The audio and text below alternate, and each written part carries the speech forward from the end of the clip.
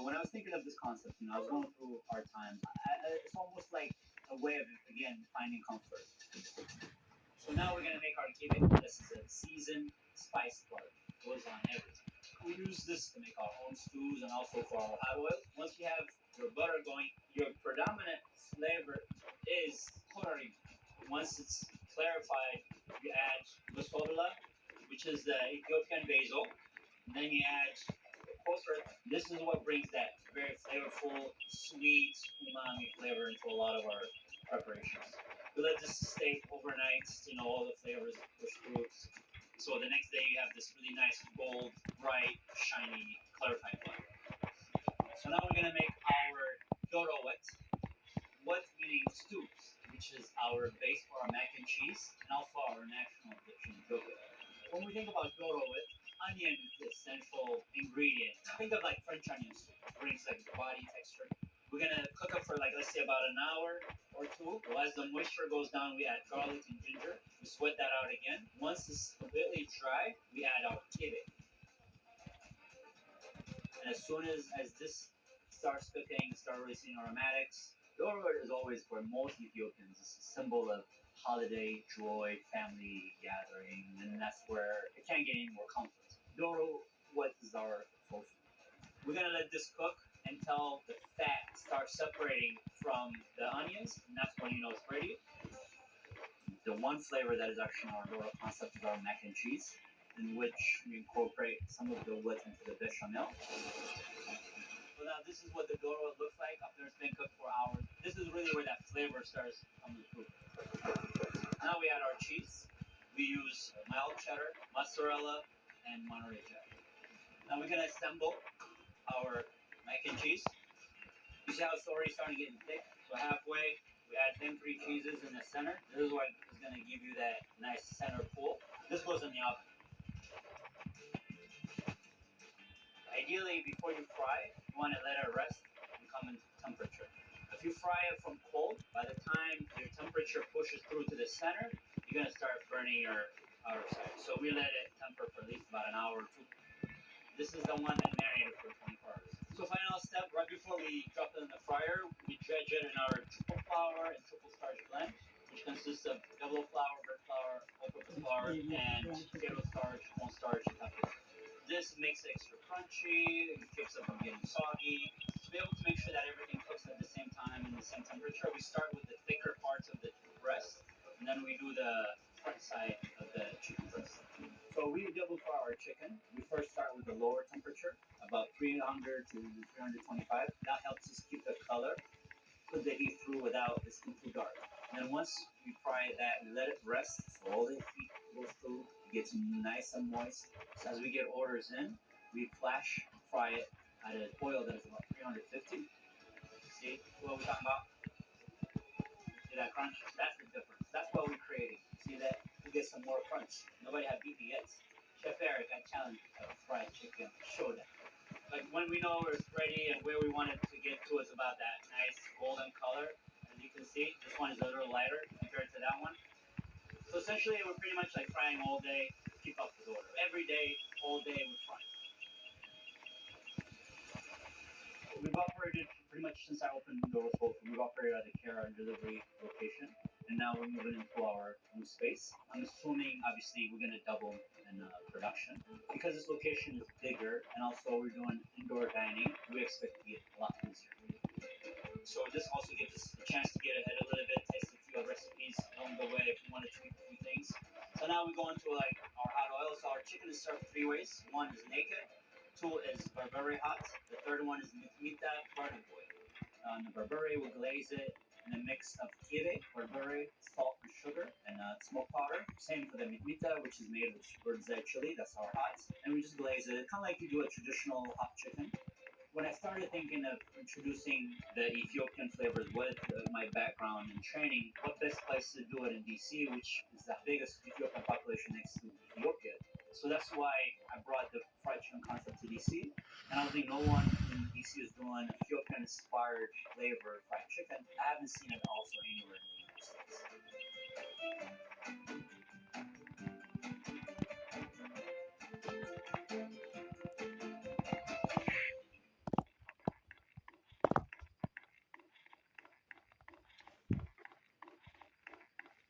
What time is strip on?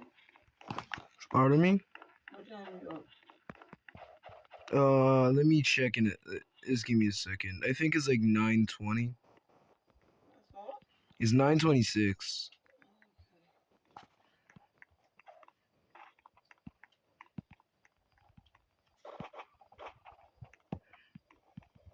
Okay.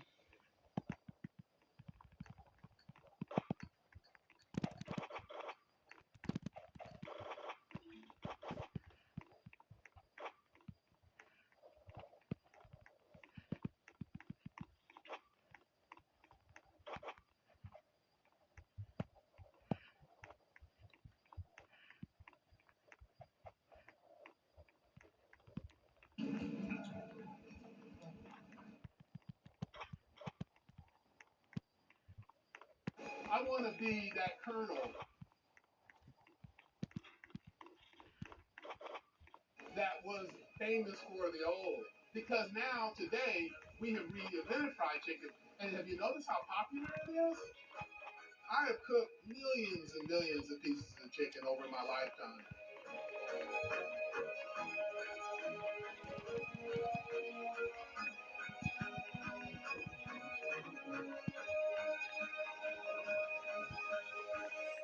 We just pulled in a delivery of chicken, and we want to right away get the chicken marinated.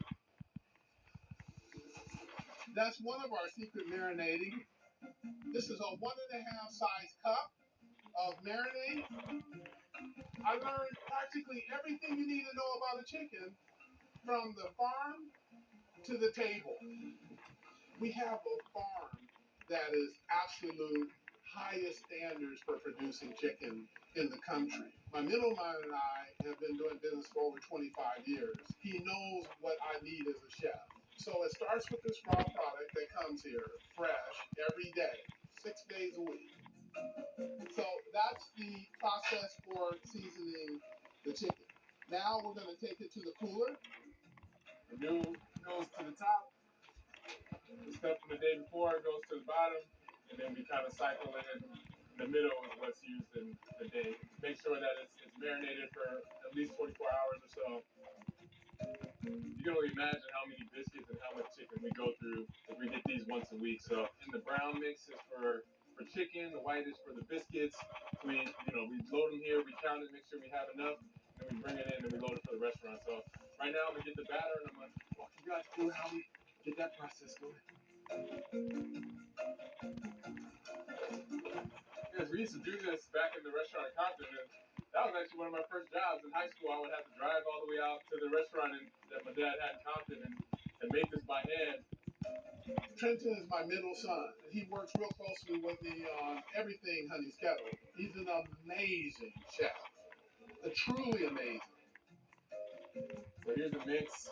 It has all the ingredients, flours, of course, different spices and seasonings, and different types of sauce.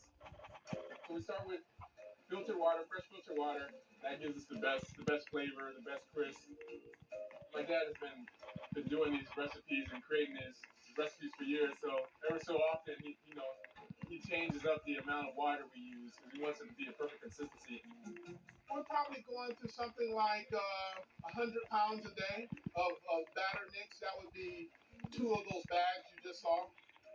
Pour that in.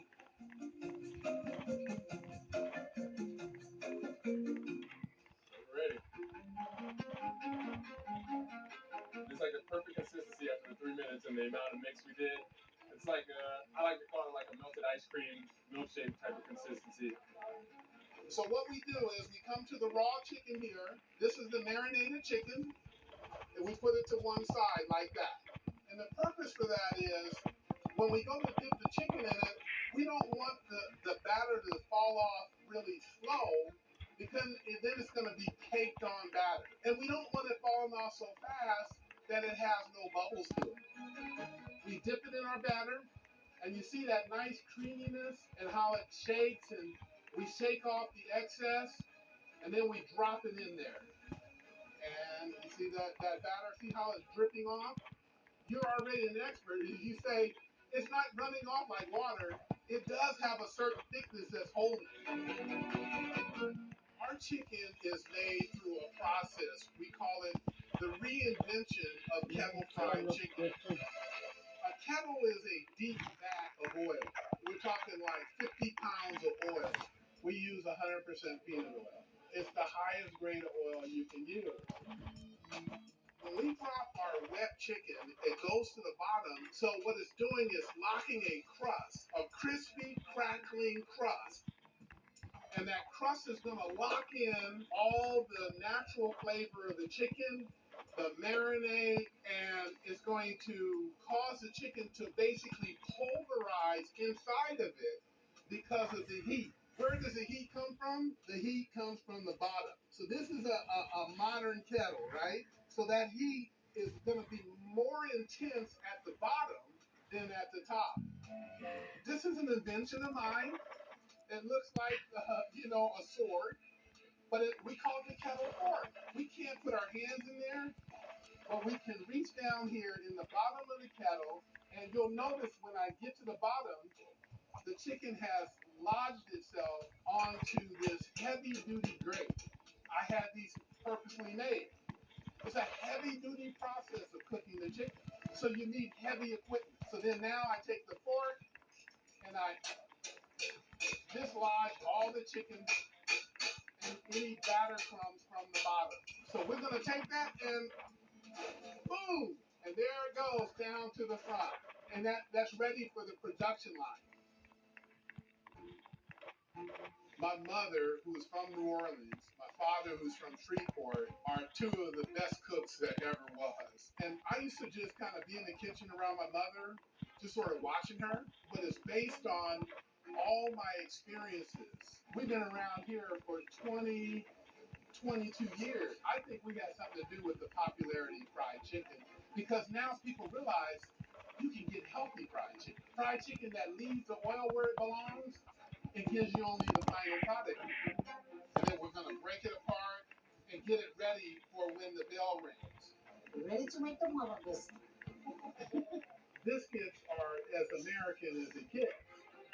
The recipe for the biscuits, it came from research and development in Compton.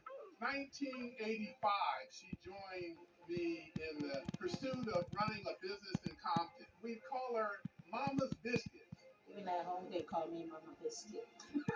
They famous in here. People love this biscuit. This recipe took years and years of development. I have people at work that already know how to make biscuit. As long as I'm in the store, I don't want nobody else make the biscuit while I'm in the store. She cuts at an angle and then lifts the biscuit at the same time, and it dislodges the biscuit from the rest of the dough.